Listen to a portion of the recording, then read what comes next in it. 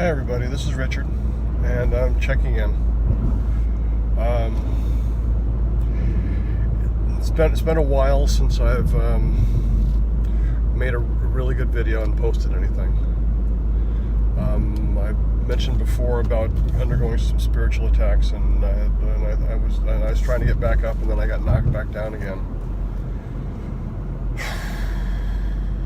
But I'm getting back up again, slowly.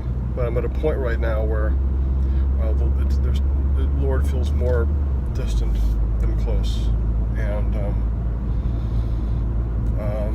I can see where I'm depending more upon self than I am upon my faith and my trust.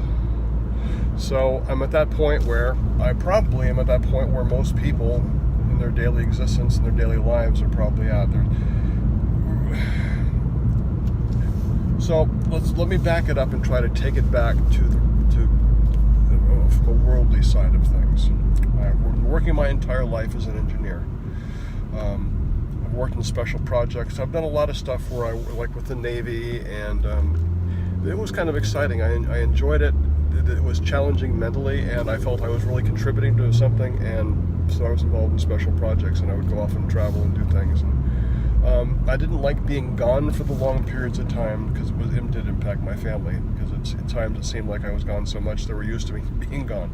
So when I came back, they weren't used to me being there. But that's besides the point. But the point is, now I'm at a point where the job I was at as a test engineer, I got to where I couldn't use my hands anymore. And it turned out the reason I couldn't use my hands anymore is because the job I've been doing for the last 10 or 15 years has basically caused me to wear down my fingers and my joints, because everything is done with your hands. I've done a lot of assembly work, reaching in with wrenches in a lot of weird contorted positions, and over time it does take its toll. So I'm losing the use of my hands. I've been trying to get used to what to do with that, but the initial impact is you can't work anymore, you're on disability, you go home, and you're in a state of limbo where you have no idea what's going to happen. I mean, are you disabled, or you're not disabled, or you're on short-term disability? If they drop that off, then how are you going to pay for your things? And what you're getting, the checks you're getting, are a lower percentage than what you were getting as a regular paycheck. So all of a sudden, there's all these changes are thrown at you. You don't get up in the morning and get ready to go to work. You don't sit. When I get to work, I'd go through my schedule for the day, and I'd plan my day, and on Mondays I'd plan my week, and there's certain routines, there's certain rituals that you do, that you become involved in, that are a very important part of your life, and all of a sudden you're not doing them, and it's very disorienting. You try to grasp onto certain things that you realize that you want to go out for a walk in the morning. You start trying to set up new things. I mean, initially when I first became disabled, and I was trying to do they were doing my surgeries, I remember the first time I sat down, I thought, well, I'll just binge watch some program, and by the second day I was just totally bored. It was mindless, and being an engineer and the way my mind's wired, I analyze things, I analyze everything, and turning my brain off sometimes is difficult. So when you look at something mindless like that, it was like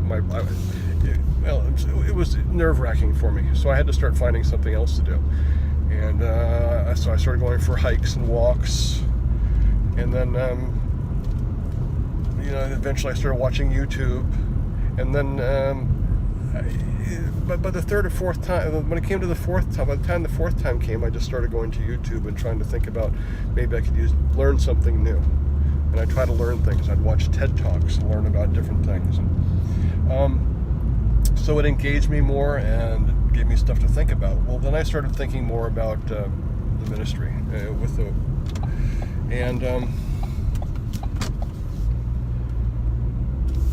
just because the Lord led me that way.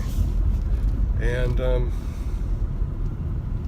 this is kind of getting off the topic, but I guess the point is that so getting back into ritual. So basically, your whole patterns are disturbed. The morning you get up, I usually get up at 5:30, take a shower, make the coffee, and I'm not doing that anymore. So now you've got to try to find new patterns. What are you going to do with your future, and what's your future going to look like? Now here it is, I'm still in limbo. I can't work, but I'm still attached to the company I work for. My short-term disability runs out soon. I'm supposed to automatically go on long-term disability, but what I've come to find out is that, well, they don't want to have to pay that. So you go in initially thinking you've got the insurance and the company is going to take care of you, but then as you get more into this, you start realizing the company really doesn't want to have to pay this at all, because they're self-funded. So they start looking for ways to stall, ways to delay, ways to say that, anyway. So new rituals, new patterns. So I think that now as I'm at that point where I think, well, what am I going to do? I know the Lord has called me to do things, and now but my mind is so far from it, and I feel in my heart I'm feeling like there's this battle going on inside of me that says you need to be doing this, and it's like anxiousness. Do this now, do this now, do this now. But then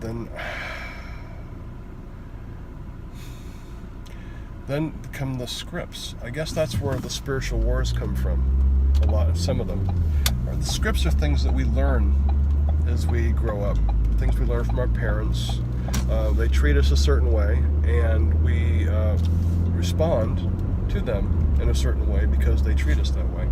And so in the future, we may not really think about this, but subconsciously, if we meet people who behave like our parents, and we see that script starts running, then you can see where I'm going with this. Maybe not. If your parents treat you like you're not worthy, or you're not deserving, or these scripts run in your mind, so when things don't go quite the way you hope they will, the script starts running that you're not deserving. And you got to overcome that. That's not easy, because we all deserve certain things in life. We all deserve freedom. We all deserve happiness. We all deserve love. But deserving love and giving love. If people haven't experienced real love in their lives, then how do they know what it really is? Or is it a feeling? Is it a sexual desire? Or is it just that craving to be with somebody that you feel accepts you and you trust with your life? Anyway, wanted to check in and just let everybody know that I'm starting from a very base part here, where I'm looking at my environments again. I'm looking at my life. I'm starting from scratch as we go down the path again. Face a lot of things many of you face day to day. Just trying to get by, just trying to find something to occupy you mentally, so you don't feel like your day is a total waste. Trying to do things for those you care about, those you love. And trying to find some kind of creative channel for your future. I'm finding it. I'm trying to get into writing and blogging. Or vlogging. And that's where the Lord's led me. And I pray that you'll join me on this journey.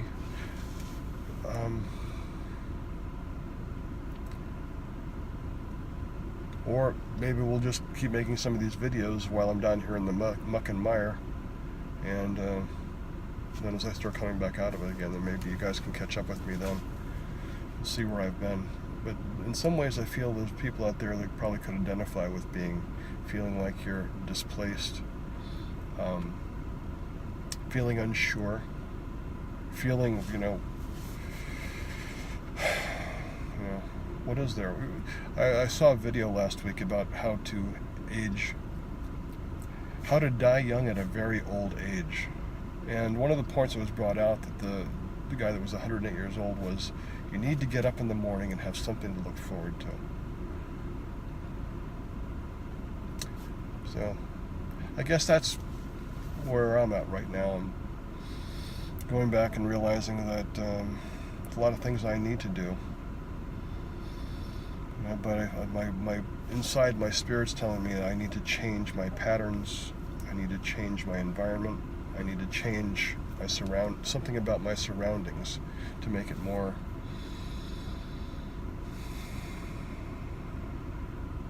accepting of him helping me again.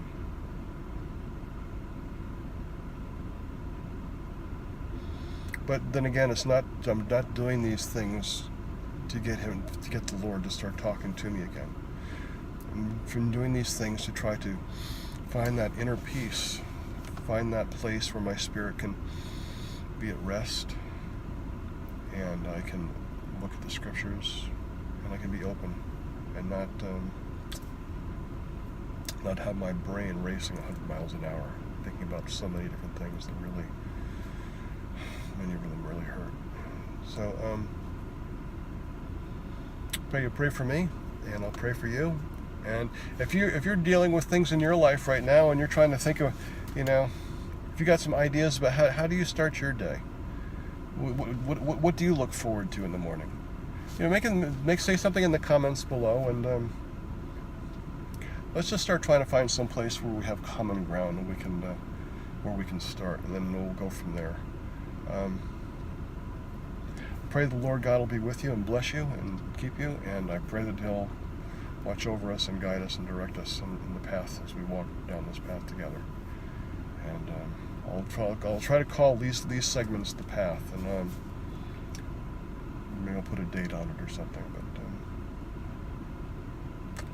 God bless you. Have a good day.